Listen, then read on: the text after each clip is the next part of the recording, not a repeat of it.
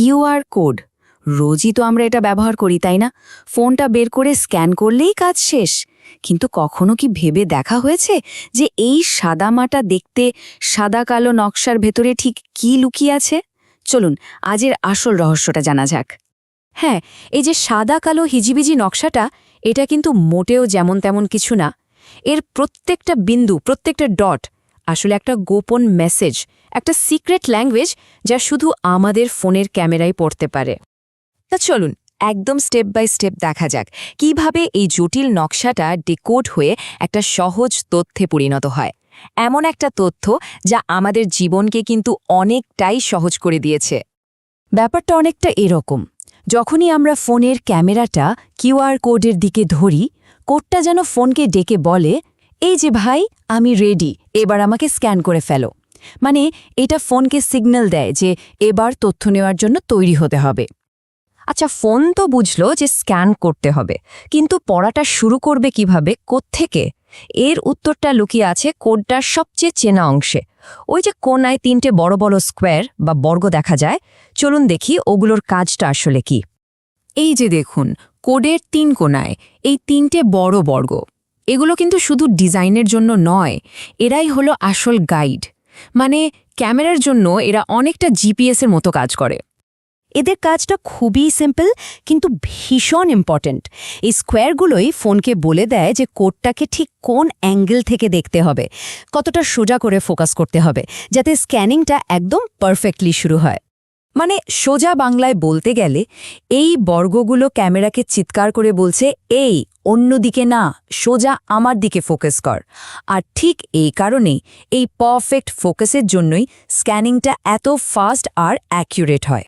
ওকে, তাহলে ফোন এখন জানে কোডটাকে কিভাবে ধরতে হবে, কিভাবে দেখতে হবে। এবার আসা যাক আসল কথায়, আসল তথ্যের খোঁজে।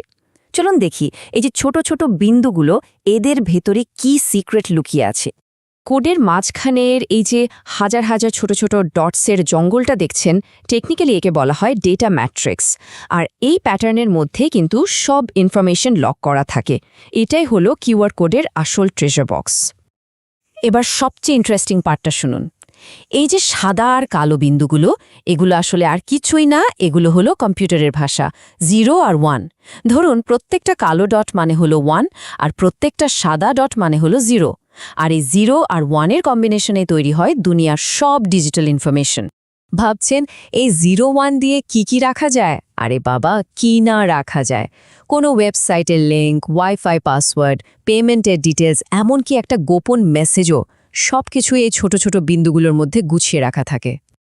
আচ্ছা, কোডের ভেতরে কি আছে সেটা তো বোঝা গেল, কিন্তু ফোন কিভাবে চোখের পলকে এত কিছু পড়ে ফেলে? চলুন এবার এই সুপার স্পিডের রহস্যটা জানা যাক। আসল ম্যাজিকটা দেখায় কিন্তু আমাদের ফোনের প্রসেসর। ক্যামেরাটা যখনই ওই ডেটা ম্যাট্রিক্সের একটা ছবি তোলে, প্রসেসরটা 1 সেকেন্ডেরও কম সময়ে ওই 0-1-এর প্যাটার্নটাকে ডিকোড করে ফেলে। আর সাথে সাথেই সেটাকে আমাদের চেনা ভাষায়, মানে ধরুন একটা ওয়েবসাইটে বা টেক্সটে ট্রান্সলেট করে দেয়। এর স্পিডটা জাস্ট অবিশ্বাস্য। ব্যাপারটা অনেকটা এরকম, পছন্দের মানুষটা একবার তাকালে হার্টবিট যতটা ফাস্ট বেড়ে যায়, স্ক্যানটাও ঠিক ততটাই ফাস্ট হয়, মানে জাস্ট চোখের পলকে। কিন্তু কিউআর কোডের আরেকটা সুপার পাওয়ার আছে যেটা জানলে অবাক হতে হয়। আচ্ছা ভাবুন তো, কোডটা যদি একটু ছিঁড়ে যায় বা ময়লা হয়ে যায়, তখন কি হবে? চলুন দেখি। ধরুন একটা পোস্টারে যে কিউআর কোডটা আছে, সেটার একটা কোণা একটু ছিঁড়ে গেল, বা ওটার উপর একটু কাদা লেগে গেল, তাহলে কি কোডটা আর কাজ করবে না? স্ক্যান কি ফেল হয়ে যাবে? না, এখানেই তো কিউআর কোডের আসল হেলা। এর ভেতরে একটা অসাধারণ টেকনোলজি আছে যার নাম এরর কারেকশন। এর মানে হলো কোডের কিছু অংশ নষ্ট হয়ে গেলেও বাকি অংশ থেকেই ফোন পুরো তথ্যটা আবার তৈরি করে নিতে পারে। ব্যাপারটা ঠিক জীবনের মতো, তাই না? যতই সমস্যা আসুক, যতই ধাক্কা লাগুক, একটা কামব্যাক করার সুযোগ কিন্তু সব সময়ই থাকে। কিউআর কোডকেও ঠিক এই ফিলসফি দিয়ে ডিজাইন করা হয়েছে। তো পরের বার যখন কোনো কিউআর কোড স্ক্যান করা হবে, তখন শুধু পেমেন্ট করা বা লিঙ্কে যাওয়ার জন্যই নয়, এক মুহূর্তের জন্য এর পেছনের এই ব্রিলিয়েন্ট ডিজাইনটার কথাও ভাবা যেতে পারে।